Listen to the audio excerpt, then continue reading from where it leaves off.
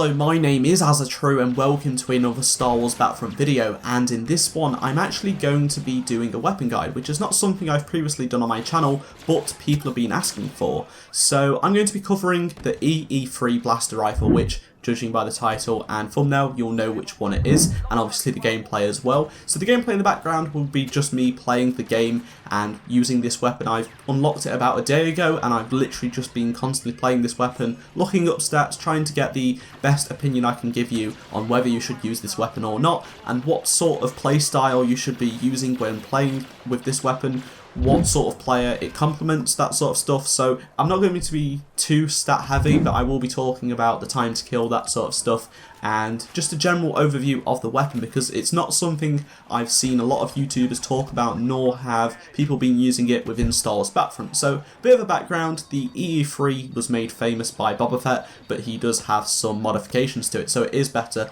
as Boba Fett's weapon.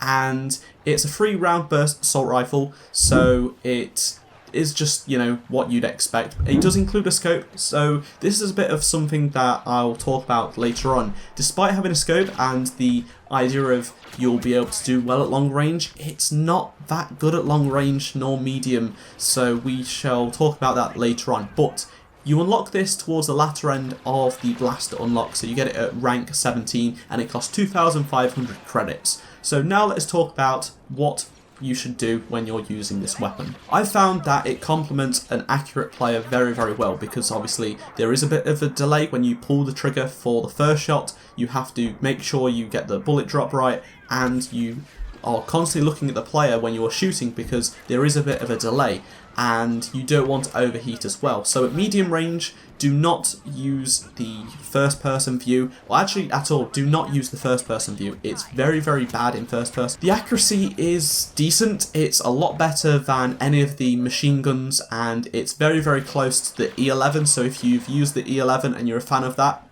it has the same sort of accuracy as that, so it doesn't actually have that much recoil. In terms of the damage it causes at certain distances, it does not win any category whatsoever. It's very bad in a lot of categories. There's no weapon that really loses out to it. It's not that good in a lot of instances, so weapons will constantly beat it up close and personal.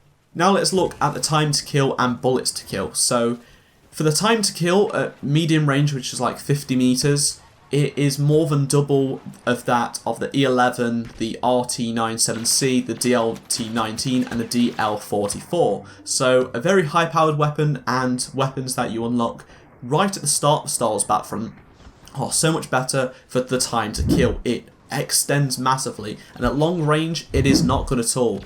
You're looking at around 5,000 milliseconds to nearly going in that direction at really long range, which other weapons do so much better at. And in terms of bullets to kill, it sort of stays within the range of the other weapons such as the E11 and the DLT-19, but it completely drops off towards the end. It requires 9 shots, whereas the E11 requires 7, so it's just kind of annoying, because I find myself in a lot of situations where I've shot a guy twice and he's got the tiniest bit of health left and he'll kill me, even though I got 2 shots before he did. So that's the problem with having a burst weapon, and headshots are something you need to go for. In terms of damage, it deals 50 damage up until 20 meters, which is extraordinary in comparison to any of the other weapons I've talked about in this video, such as the machine guns or the DL-44. But it drops right down and just keeps on going up until the point of 40 meters, where it flatlines and it only deals around 20 damage, which is not good at all. So it more than halves after 20 meters. So in conclusion, make sure you use this weapon in third person, but if you're not very accurate, this weapon probably isn't for you, because headshots deal a lot of damage, and of course you've got to be up close and personal, so it's not the greatest weapon to be using. I think it definitely needs a buff in a future update. It's quite on the weaker end of the Star Wars Battlefront blasters.